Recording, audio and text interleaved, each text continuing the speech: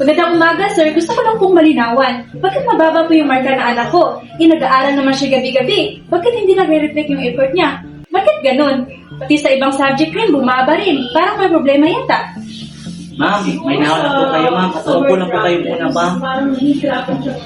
Yan, salamat po. Ma'am, kanina po ay narinig ko po na marami kayong laing patungkol sa inyo na hindi lamang po sa kanyang marka, kundi pati na rin po sa kanyang performance at saka sa iba pang subject niya. Tama po ba? Tama po, sir. Ma'am, maaari po bang itanong na kung ano po ba ang kanyang napansin ninyo sa kanyang pag-aaral sa inyong bahay po? Babasa lang po siya ng notes. Minsan, puyat pa. Minimemorya niya lahat. Bakit hindi pa rin sapat? So ma'am, ibig sabihin po ito ay ang kanyang effort na ganun pag-aaral ay kasi ito lamang sa pag-aaral. Tama po ba? Tama po, sir. Yun, maraming salamat po at niliwanagan na po ako. Nakita ko po ang kanyang yung concern at ang problema ng isang bata. Napansin niyo po ba na nahihirapan siya sa specific subject po o sa iba pang subject? Pati rin po sa ibang subject niya, sir. Science po talaga siya nahihirapan. Pati rin sa English. So ma'am, ibig sabihin po hindi lamang isang subject lang, kundi pati na rin sa ibang subject na rin po. Tama po, sir.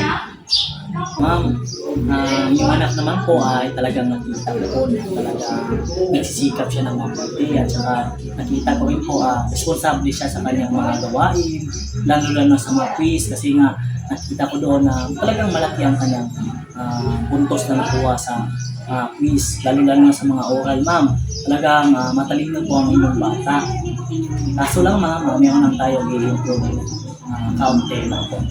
Oo naman po, nagsisikap naman po siya ng mabuti. Bakit ganun pa rin ang resulta?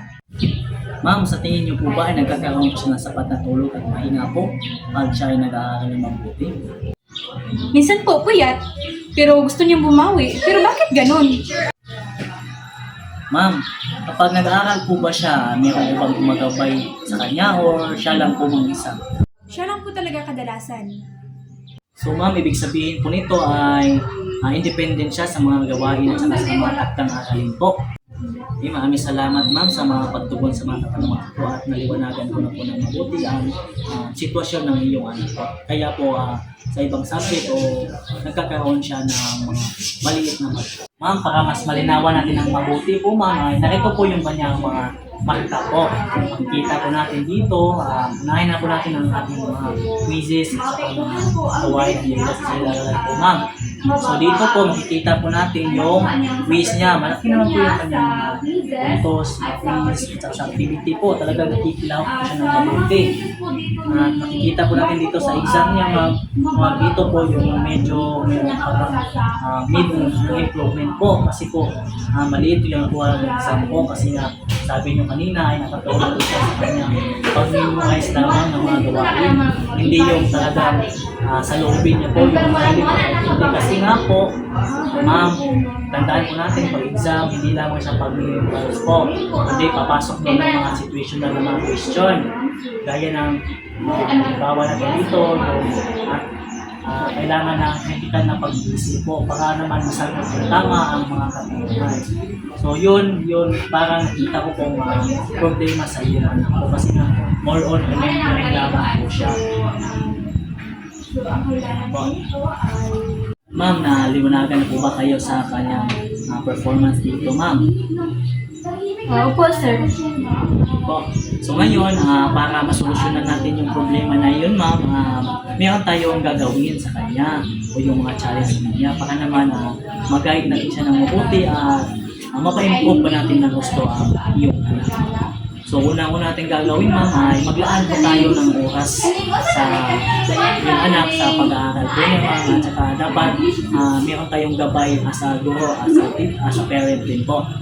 Tapos, tuturuan natin siya ng mga problem solving po kasi nga, halimbawa na lang sa math, magaling siya sa mga formula kasi nga memorization yon. At pag susolve na, hindi niya alam kasi nga hindi niya alam yung mga procedure. So ma'am, doon, papasok na yung application po doon at kailangan natin i-guide yung anak natin po doon. So bilang isang guro at saka bilang isang parents po, magtulungan po tayo para naman ma-improve natin ang gusto ang iyong anak po.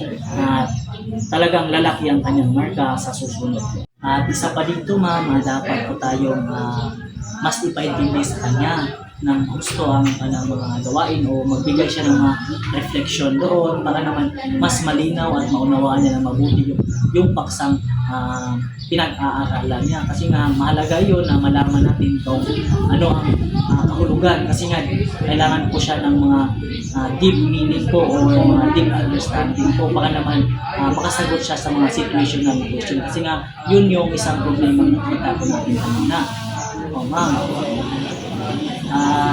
naniniwala naman po ako bilang isang guro at ikaw sa magulang. Naniniwala tayo ako na pag nagagamit natin yung mga strategiya na iyon ay talagang mag-i-improve talaga ang performance ng iyong anak. Maraming salamat po sir at naliwanagan na po ako ngayon.